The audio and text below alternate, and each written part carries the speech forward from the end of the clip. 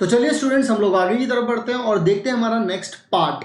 अब एक्चुअली ये पार्ट क्या है, पार्ट ए का ही ये जो है अंश है बच्चों। अब इस अंश में क्या है, इसमें हम लोग सेक्शन 2 पढ़ेंगे इसका। अब सेक्शन 2 का जो है, ये सेक्शन 2 जो है आपके पास, सेक्शन 2 का फर्स्ट क्वेश्चन है ये, और इस क्वेश्चन को हम लोग देखेंगे। इस क्वेश्चन में क्या होगा, हम लोगों को एक पर्टिकुलरली, जैसे इंग्लिश में होता था ना, पैराग्राफ दे देते थे, पैराग्राफ देंगे, फिर उसके बाद हम लोगों को अलग अलग क्वेश्चन पूछ ले जाएंगे। उसी तरीके से यहाँ पर आप लोगों को कुछ कंडीशंस दे दी गई और इन कंडीशंस को आप लोगों को देखना है कि क्या क्या चीज़ें हैं यहाँ से, और जो भी इससे रिलेटेड वो आपसे पूछता है, देखते हैं हम क्या क्या चीज़ें होंगी। सबसे पहले कुछ बेसिक इन्फॉर्मेशन जो दे रखी है वो देख लेते हैं। यहाँ पर उन्होंने बोल रखा है कि an architect designs a building for a multinational company, the floor consist of a rectangular reason. देखिए ये रेक्टेंगुलर रीजन है, मैं यहाँ पे आपको दूसरे कलर से दिखाता हूँ सो दैट आप लोगों को अच्छे से समझ में आ जाए। तो यहाँ पर ये देखो आप लोग, ये है रेक्टेंगुलर रीजन, ये है सेमी सर्कुलर रीजन, दोनों चीजें दे रखी है यहाँ पर, ठीक है। और यहाँ पर एंड पर है जो सेमी सर्कल बता दिया मैंने आप लोगों को। जो टोटल पैरामीटर जो है इसका वो कितना है बच्चों, 200 मीटर है, कोई दिक्कत नहीं है। पैरामीटर क्या होता है, जो बाउंड्री लाइन होती है उसकी टोटल लेंथ, ठीक है। तो वो उन्होंने कितनी दे रखी है, 200 मीटर दे रखी है। तो इन्होंने ये चीज बता दी। अब इसके रिगार्डिंग वो लोग आप लोगों से कुछ क्वेश्चंस पूछेंगे। अब वो ये आपसे देखना चाहते हैं कि आप कितने क्वेश्चंस का आंसर दे सकते हैं। तो पार्ट हम लोगों से क्या कह रहा है, नेक्स्ट पार्ट में बोल रहे हैं कि the CEO of multinational company is interested in maximising the area of the whole floor.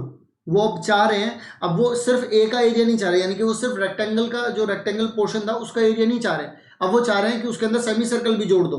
और वो बोल रहे हैं कि उसकी वैल्यू बताओ, कि अगर आप उसको मैक्सिमम करना चाह रहे हो तो एक्स की क्या वैल्यू होनी चाहिए अगर आप मैक्सिमम करना चाह रहे हो उसे। तो मैं रीजन बताता हूँ आप लोगों को। सबसे पहली चीज तो ये, अगर आप टोटल एरिया की बच्चों बात करते हो, टोटल एरिया की बात कह रहा हूँ मैं, तो आपके पास जब आप रेक्टेंगल पोर्शन निकाल रहे थे तो एक्स इंटू वाई करते हैं, फिर प्लस में। अब आधा सर्कल देखो भाई, अब आधा सर्कल यहाँ था, आधा सर्कल यहाँ था, तो टोटल कितना हो गया, ये टोटल पूरा सर्कल हो जाएगा ये। इसका रेडियस कितना होगा, इसका रेडियस हो जाएगा आपके पास y/2, तो कितना हो जाएगा पाई आई आर, यानी कि y/2 का कितना हो जाएगा बच्चों, स्क्वायर।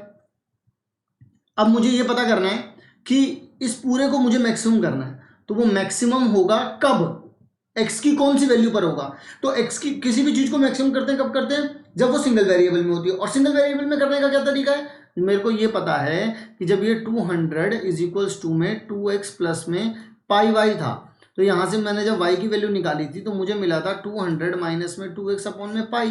तो y की वैल्यू तो मुझे इन टर्म्स ऑफ x पता ही है, तो मैं वही वैल्यू यहाँ पर पुट कर देता हूँ, आसान हो जाएगा मेरे लिए। तो मैंने यहाँ पर क्या करा, a इज इक्वल्स टू में x, अब x इंटू में क्या करूँगा y, तो x अपॉन में यहाँ आ जाएगा पाई, आपके पास हो जाएगा 200 माइनस में 2x प्लस में आपके पास आ जाएगा y/4, क्योंकि अपॉन में ये क्या y/2 था, 2 का स्क्वायर करोगे तो 4 आ जाएगा। अब यहाँ पे क्या हो जाएगा, y का स्क्वायर हो जाएगा बच्चों, क्लियर है। अच्छा, y के स्क्वायर का एक्चुअल मतलब क्या है, y के स्क्वायर का एक्चुअल मतलब ये आप लोगों के पास कि y की जो वैल्यू मैंने बताई थी अभी आप लोगों को, y की वैल्यू कितनी बताई थी मैंने, ये थी y की वैल्यू, इसका स्क्वायर हो जाएगा। और अगर आपको इसका स्क्वायर करना है बच्चों तो आप कैसे कर पाओगे, 200 माइनस में 2x अपॉन में पाई का, इसका होल का क्या हो जाएगा बच्चों, स्क्वायर हो जाएगा। क्लियर है बात यहाँ तक।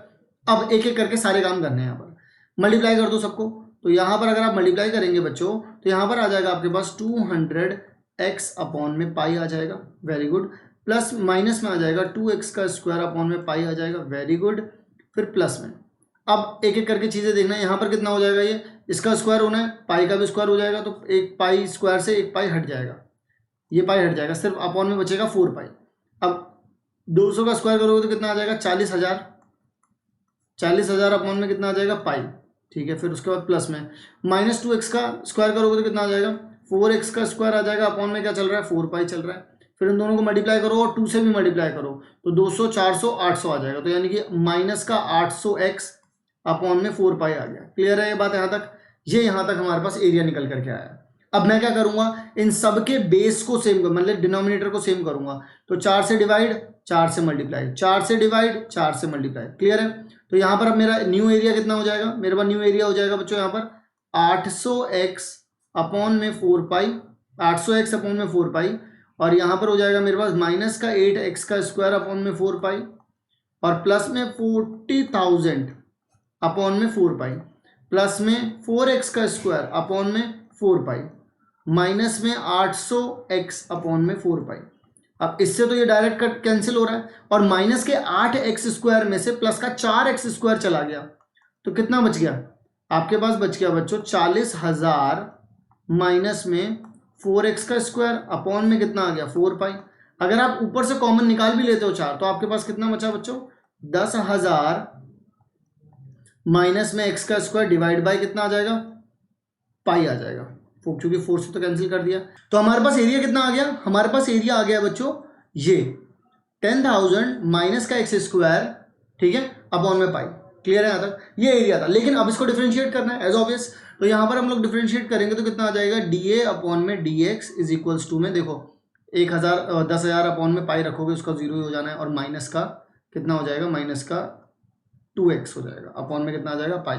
अब अगर आप इसे इक्वल टू 0 रखते हैं तो यहाँ से बच्चों x की वैल्यू कितनी निकल करके आ जाएगी आपके पास? 0।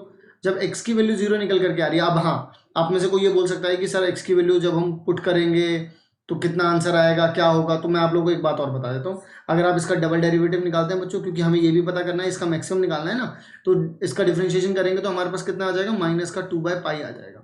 तो नेगेटिव का मतलब क्या होता है? नेगेटिव का मतलब होता है मैक्सिमम वैल्यू। तो यानी कि x इज इक्वल्स टू 0 पर हम लोगों को मैक्सिमम वैल्यू मिलेगी। तो ऑप्शन कौन सा मैच कर रहा है हमारा यहाँ पर?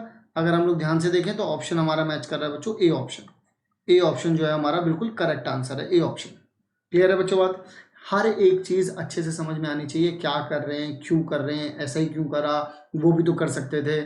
कोई भी बात है कमेंट करो, हम हर कमेंट का रिप्लाई करेंगे आप लोग। क्लियर है बात? ठीक है, चलिए बढ़ते हैं आगे की तरफ। अगर ये वाली चीज़ समझ में नहीं है, मैं एक बार दोबारा से रिवाइज करवा देता हूँ आप लोगों को, क्योंकि हमें पूरा एरिया निकालना था, इसलिए मैंने यहाँ पर x इंटू वाई किया, प्लस में पाई आर स्क्वायर किया। ये हमारे लिए कितना था? ये हमारा r था इस वक्त, ठीक है। तो मैंने यहाँ पर पाई आर का स्क्वायर किया यहाँ पर।